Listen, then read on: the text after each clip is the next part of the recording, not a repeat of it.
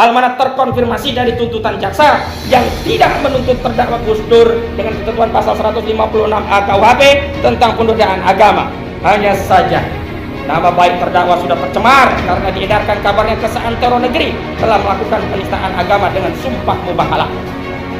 Kabar terdakwa melakukan penodaan agama dengan sumpah mubahalah adalah kabar hoak, kabar bohong. Namun berdalih penyidikan kabar ini diedarkan oleh Mabes Polri kepada seluruh rakyat, menimbulkan keonaran di kalangan rakyat. Apakah dengan asas kesamaan hukum di muka hukum, demi hukum penyidik Bareskrim dan atau bagian Kabak Penum Polri juga harus ditangkap karena mengedarkan kabar bohong soal Gus Dur telah melakukan penodaan agama melalui mubahalah? Hukum di negeri ini hanya tajam ke bawah, tumpul ke atas, tajam kepada rakyat kecil, namun tumpul kepada aparat dan penguasa. Awalnya Undang-Undang Nomor 11 Tahun 2008 tak terlalu masif menjadi perbincangan publik, kecuali pada kasus Prita Mulyasari pada zaman SBY. Undang-Undang ITE memaksa Prita Mulyasari yang menyebarkan komplainnya atas buruknya layanan rumah sakit swasta melalui surat elektronik email. Prita dituding mencemarkan institusi rumah sakit. Prita ditetapkan tersangka dan langsung ditahan. Saat itu ketentuan pasal 27 ayat 3 Undang-Undang ITE diancam dengan pidana 6 tahun penjara. Karenanya Prita ditahan mengingat pasal yang diancamkan pada Prita lebih dari 5 tahun penjara. Kasus ini terjadi karena adanya sengketa antar sesama rakyat, bukan rakyat berhadapan dengan penguasa. Pada tahun 2016, DPR merevisi Undang-Undang ITE dengan mengesahkan Undang-Undang Nomor 19 Tahun 2016 tentang perubahan Undang-Undang Nomor 11 Tahun 2008 tentang ITE. Di antara alasan perubahan adalah agar Undang-Undang ITE tidak diberlakukan secara represif. Ancaman pidana pasal fitnah dan pencemaran sebagaimana diatur dalam pasal 27 ayat 3 diturunkan dari 6 tahun menjadi 4 tahun sebagaimana dituangkan dalam ketentuan pasal 45 ayat 3 Undang-Undang ITE.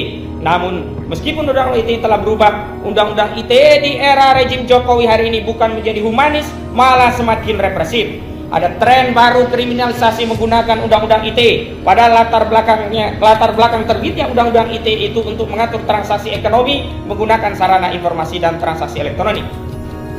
Sebelumnya, represif menggunakan pasal fitnah dan pencemaran pasal 27 ayat 3. Saat ini represif Undang-Undang ITE justru semakin masif dengan menggunakan pasal menebar kebencian dan permusuhan berdasarkan sara. Sebagaimana diatur dalam ketentuan pasal 28 ayat 2 junto pasal 45 ayat A ayat 2 Undang-Undang Nomor 19 Tahun 2016 tentang perubahan Undang-Undang Nomor 11 Tahun 2008 tentang ITE. Pasal 28 ayat 2 tentang pidana sara ini dalam kajian kami sebut sebagai pasal pukat harimau. Layaknya pukat harimau, yakni jaring besar yang ditarik dua kapal besar untuk menjerat dan menangkap semua model ikan.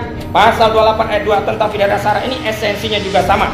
Pasal pukat harimau ini digunakan untuk menjerat dan menangkapi banyak ulama, aktivis, dan para pengkritik rejim yang dituding menebarkan kebencian dan permusuhan berdasarkan sara. Di zaman Jokowi ini, semua kritik terhadap rejim atau organ yang pro rejim diklasifikasi sebagai dan dituding menebar kebencian dan permusuhan berdasarkan sara.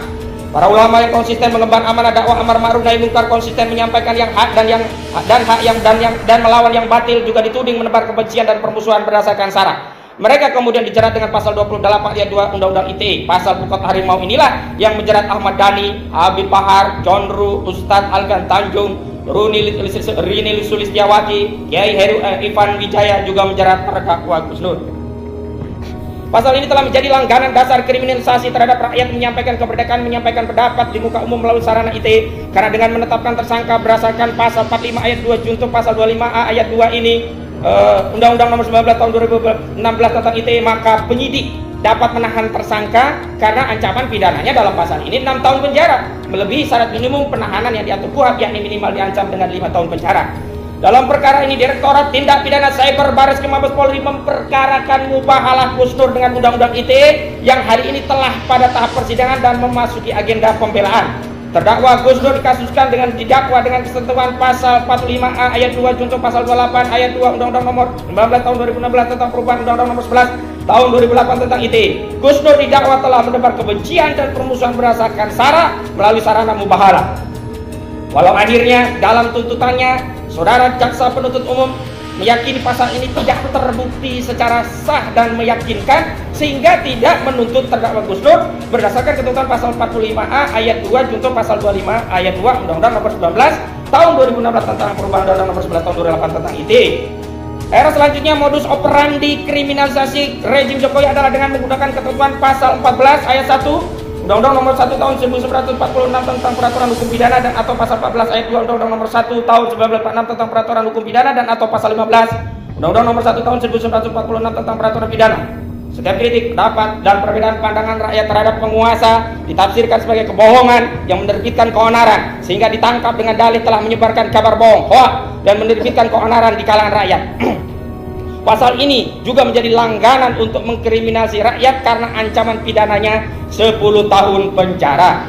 Dalam kasus ini terdakwa Gus Dur dituntut secara maksimum oleh saudara jaksa penuntut umum dengan 10 tahun penjara karena dianggap telah menyebarkan kabar bohong yang menerbitkan keonaran di kalangan rakyat secara bersama-sama, sehingga dianggap terbukti secara sah dan meyakinkan telah memenuhi unsur pidana yang berdasarkan Pasal 14 Ayat 1 Undang-Undang Nomor 1 Tahun 1946 tentang Peraturan Hukum Pidana junto Pasal 55 Ayat 1 ke 1 KUHP. Tuntutan yang mengkonfirmasi adanya kedunguan dan dendam, persis sebagaimana dijelaskan ahli filsafat hukum dan HAM Rocky Gerung. Dungu karena menuntut ujaran ijazah palsu sebagai kebohongan, padahal jaksa tidak dapat menghadirkan satu lembar pun ijazah asli milik Jokowi. Dendam karena jaksa menggunakan tuntutan maksimum yang tuntutan ini tidak pernah digunakan pada kasus manapun. Dalam kasus Jaksa Pinangki, jaksa korup, penuntut umum hanya menuntut 4 tahun penjara. Padahal Jaksa Pinangki jelas-jelas telah merugikan negara melakukan korupsi. Mungkin karena jiwa korsa dari korps kejaksaan, Pinangki hanya dituntut pidana 4 tahun, walaupun ancaman maksimumnya adalah 20 tahun penjara. Sementara pada kasus Gus Dur yang tidak merugikan negara, tidak merugikan rakyat, bahkan membuka cakrawala dan logika rakyat, justru dituntut 10 tahun penjara yang merupakan ancaman maksimum dari Pasal 14 Ayat 1 Undang-Undang Nomor 1 Tahun 1946 tentang Peraturan Hukum Pidana.